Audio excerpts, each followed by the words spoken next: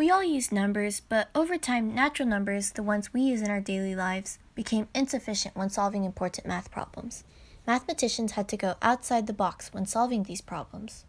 Numbers like fractions, negative numbers, imaginary numbers, all helped solve problems that seemed unsolvable with natural numbers alone. Today, I'm going to talk about a perhaps less known mathematical tool, infinite ordinals. Let me demonstrate how they're used, but for this, we need to be familiar with the hereditary base notation. Here's the number 31 in base 2 notation. To change this into hereditary base 2 notation, you simply change the exponents so that the exponents are also written in base 2 notation. Now here's the idea. Let's take any number. I'll choose the number 3. Write 3 in hereditary base 2 notation. Now switch the 2's into 3's. Subtract 1 from that, and that new number will be the next number in our sequence. As we keep increasing the base and subtracting 1, we get what's called the good sign sequence for n equals 3. The good sign theorem states that no matter what number we start with, the sequence will always terminate to 0.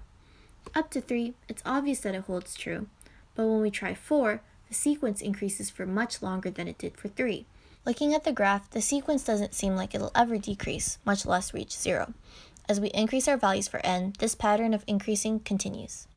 Additionally, the Kirby-Paris theorem says that the good sign theorem cannot be proven with piano arithmetic, which is the set of axioms that define natural numbers. To prove the good sign theorem, we need to think outside the box of natural numbers. To prove this theorem, we need infinite ordinals. Ordinals encode positional information, or order. Infinite ordinals are much larger than finite ordinals. Like our finite ordinals, infinite ordinals have different sizes. Under epsilon 0, the infinite ordinals are well-founded, which just means that any decreasing sequence of these numbers will terminate to 0. Let's go back to our example with n equals 4. On each step of the sequence, we had a number in a hereditary base notation. To count each step, we can change all the bases into omegas. As you go on constructing this ordinal sequence, notice how it's actually decreasing, even though the good sign sequence is increasing.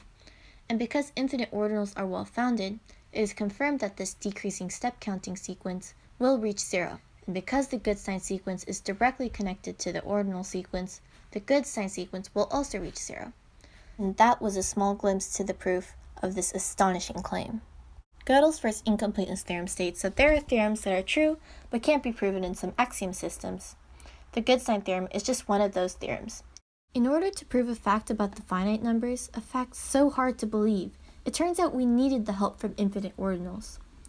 Sometimes we need the help from seemingly unrelated ideas in order to prove the otherwise unprovable.